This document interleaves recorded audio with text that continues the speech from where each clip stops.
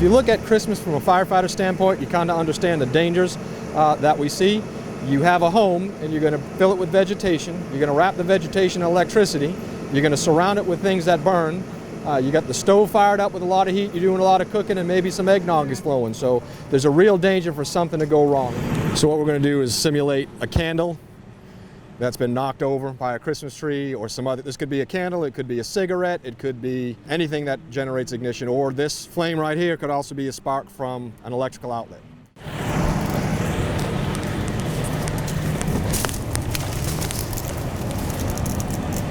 We do have a smoke detector in there.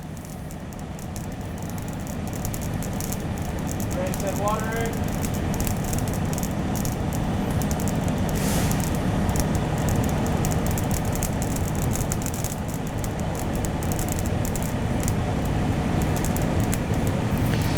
Now you notice the smoke coming off. Temperatures are going to start rising at the ceiling, quickly reaching about 500 degrees.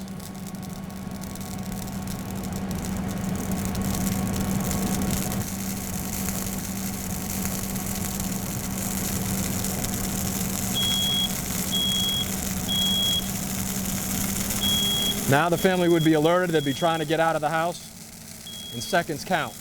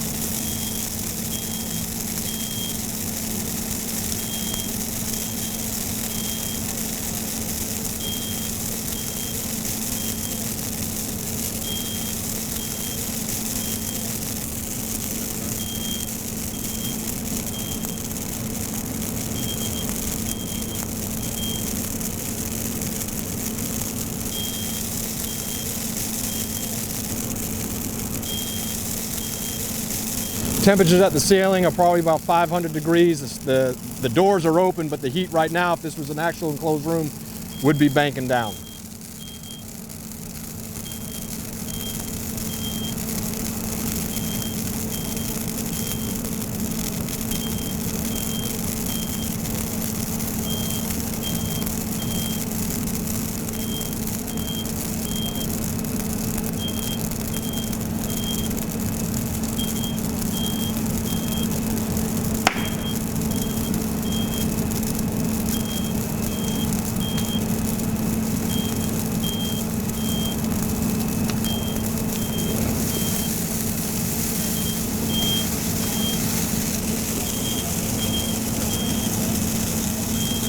Now you notice the smoke is beginning to smolder, it's reaching its ignition temperature.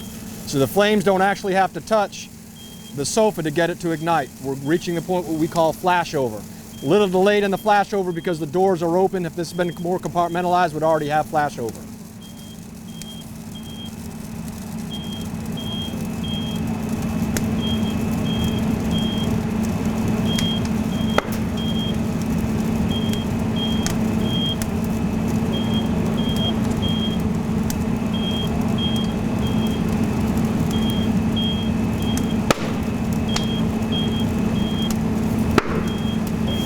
Here we go. Now we're reaching flashover. That smoke, black turbulent smoke, is unburned fuel. Here we go. Flashover. Our standards say that we should be on scene within 4 minutes.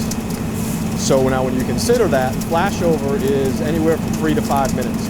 So by the time we arrive on scene, it's almost too late.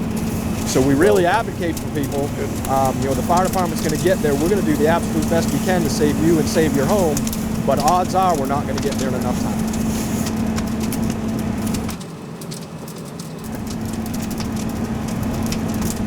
Hit it. Hit it.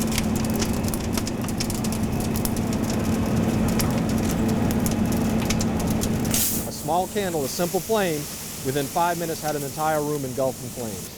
So it's very important that you practice good fire safety during the holidays, that you have smoke alarms that will alert the family if you saw in this particular burn.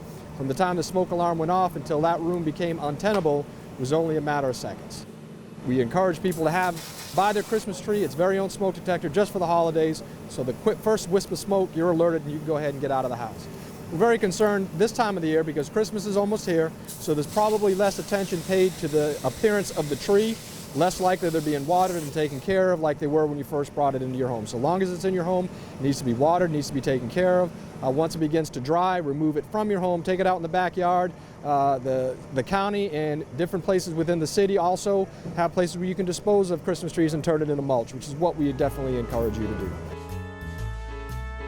Make sure you have no more than 3 strands of Christmas lights at any time around your Christmas tree, that they're UL approved.